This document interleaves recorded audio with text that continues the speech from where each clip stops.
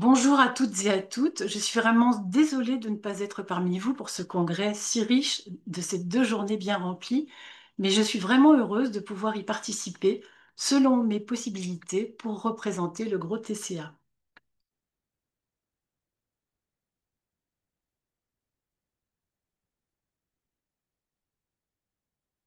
Je remercie beaucoup le docteur Maxime Sodji qui a insisté pour que je fasse cette vidéo.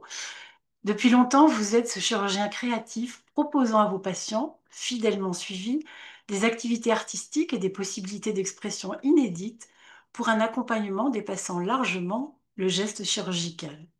Je vous ai rencontré lors des journées rondeurs et bien-être à Bride-les-Bains il y a bien longtemps et vous êtes intervenu au gros à plusieurs reprises en accord avec nos propositions, nos idées, de façon toujours motivée et amicale. Vous souhaitez nous donner la parole aujourd'hui pour évoquer l'historique du gros, avec ses évolutions et son actualisation, qui entrent tout à fait dans le paradigme de la médecine narrative, mais c'est ce que j'ai découvert. Soyez remerciés de votre insistance à partager largement notre parcours au cours de ces journées si riches de complémentarité au service de nos patients. L'annonce de ce congrès m'a interrogée. Qu'est-ce que la médecine narrative et quels sont les rapports avec notre association de soignants? En m'informant, j'ai compris que c'est un axe à favoriser pour sortir des statistiques, des injonctions et de cette façon trop habituelle de considérer la maladie obésité sans tenir suffisamment compte des personnes impliquées et de leur parcours singulier.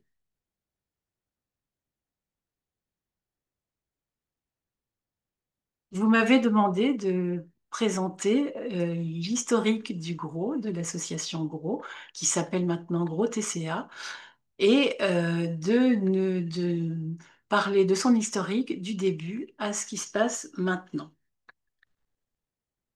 Donc, pour présenter le GROS devenu de GROS TCA, je vais en faire l'historique schématiquement en parcourant ces grandes étapes d'évolution. Et en commençant par les fondateurs et l'équipe qui a entouré ces membres fondateurs. Il s'agit des docteurs Bernard Westpheld, docteur Gérard Pföldorfer, Jean-Philippe Zermati, entouré d'une vingtaine de médecins, diététiciens et psychologues. À l'époque, les régimes, la prescription des régimes en cas d'obésité pour maigrir était généralisée et il ne venait à l'idée de personne de contester ces prescriptions. Ces trois praticiens, entourés d'amis soignants, se sont posés des questions au vu de ce qui se passait à moyen et à long terme pour des patients qui étaient pris en charge pour leur obésité. Ils ont fait un constat négatif à l'époque et ont dit et ont réalisé que les personnes en difficulté avec leur poids et leur comportement alimentaire n'étaient pas bien pris en charge et souvent maltraitées. Elles étaient considérées systématiquement comme des délinquantes alimentaires qu'il fallait rééduquer. Malheureusement, c'est presque toujours le cas aujourd'hui. Or, on se rend compte que les régimes ne sont pas la solution à moyen et à long terme. Des études le montrent, entre 80 et 90% d'échecs à moyen et long terme, et surtout une prise de poids de plus en plus importante, constituant ce qu'on appelle le phénomène du yo-yo. Et puis surtout, à cette époque, on parlait sur les personnes en obésité, mais jamais avec elles, comme si elles n'avaient rien à dire. Pour ce groupe de personnes qui, les premiers, ont essayé de changer un petit peu de paradigme, elles ont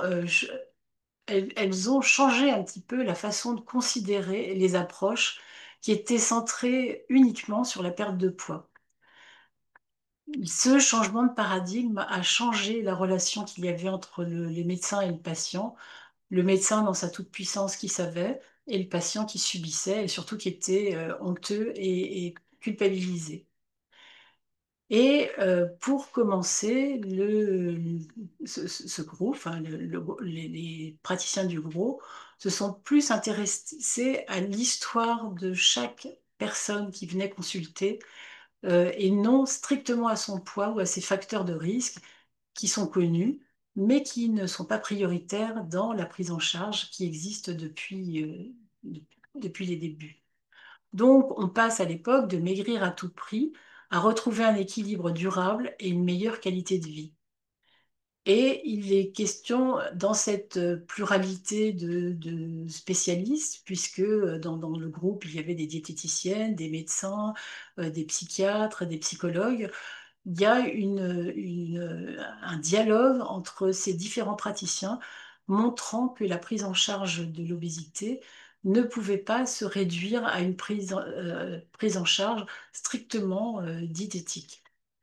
Cette co-construction d'un projet de soins individualisé intègre les dimensions physiques, psychologiques et sociales afin d'aider la personne à se réconcilier avec son corps et son alimentation.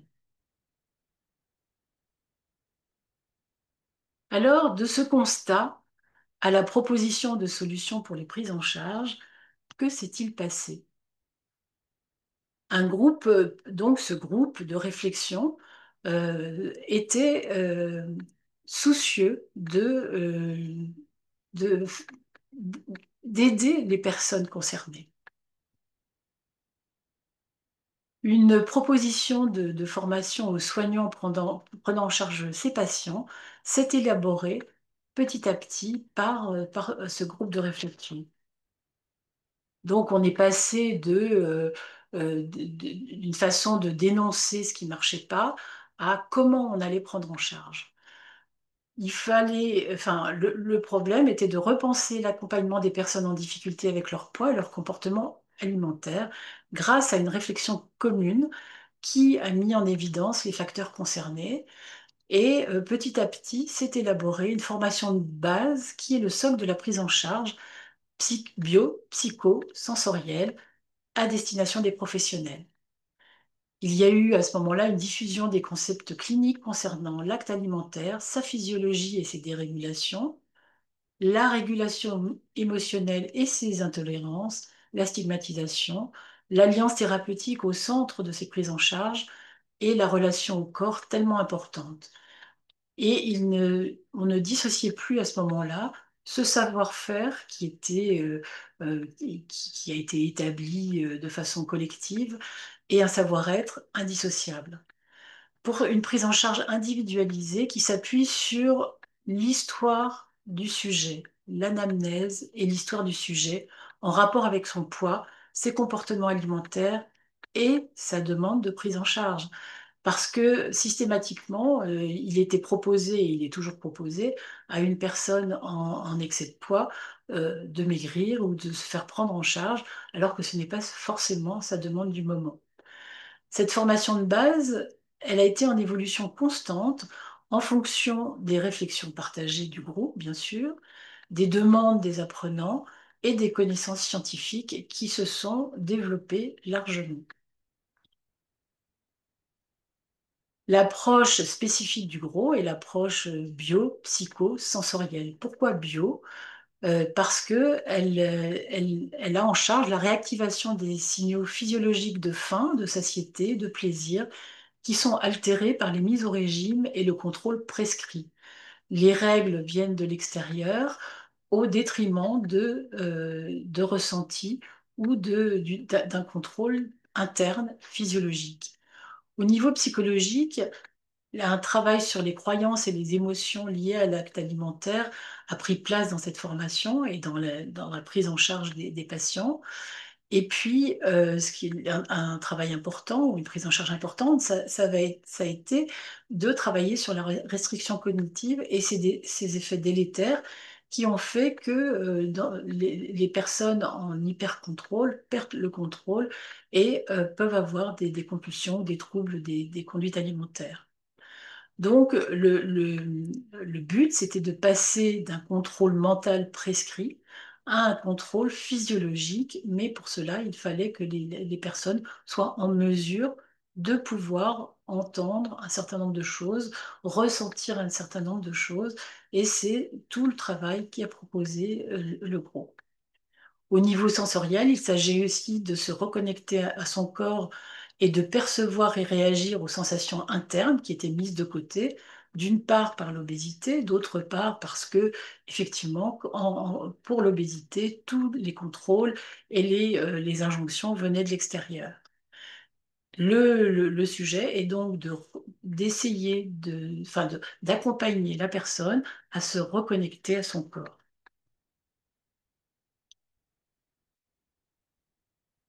Mais au cours des années, il y a eu une multiplication des apports théoriques qui ont fortement enrichi la formation, mais peut-être au détriment de tout ce qui était expérientiel et qui permettait aux praticiens de prendre en charge sans crainte.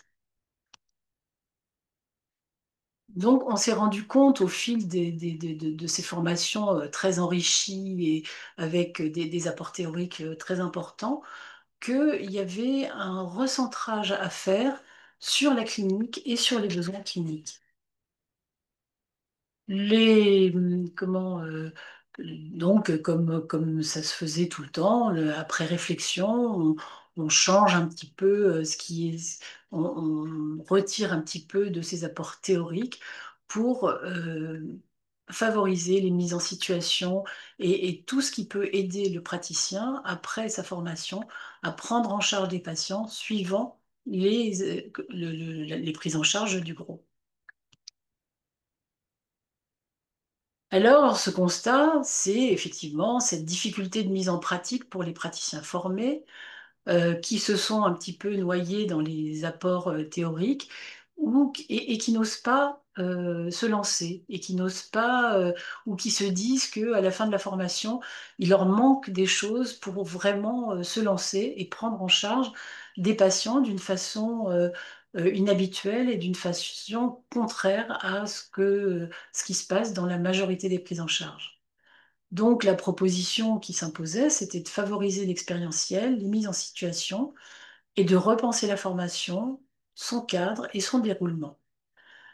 Pour ce faire, les formateurs ont été sollicités pour réfléchir et faire des propositions.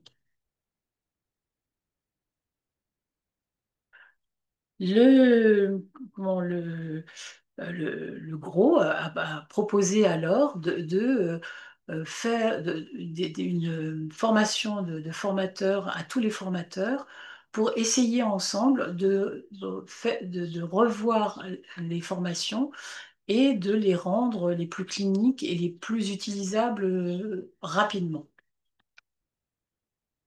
Alors, dans la formation rogérienne que nous avons partagée, la priorité, c'est la transmission expérientielle et ce type de formation de formateur nous a vraiment aidé à sortir de cette formation descendante pour être beaucoup plus dans l'expérience et le partage d'expérience. Ça a permis aussi de ne pas être dans cette espèce de toute-puissance pédagogique et de partir aussi des compétences des apprenants, puisque les soignants qui viennent se former au gros ont des compétences et il est intéressant effectivement de croiser leurs compétences avec les compétences des formateurs pour co-créer aussi une formation. La formation de formateur rogérienne a valorisé une formation ascendante, quelque chose qui n'était pas habituel dans les formations, et a commencé par nous sensibiliser à la pédagogie de la meilleure façon d'apprendre. Et nous avons eu, pendant ces moments-là, un recueil des besoins de formation en fonction d'une mise en pratique favorable des prises en charge. Ça nous a permis effectivement de sortir un petit peu de ce qu'on faisait habituellement pour lister les besoins des apprenants et les besoins dans une certaine efficacité clinique. La dynamique de groupe a permis une amélioration de la formation qui a été co-créée collectivement. Et c'est à ce moment-là que une mise en évidence de l'intérêt d'un protocole a été énoncée, nous amenant à changer vraiment notre façon de proposer des formations, ce que nous allons voir un petit peu maintenant.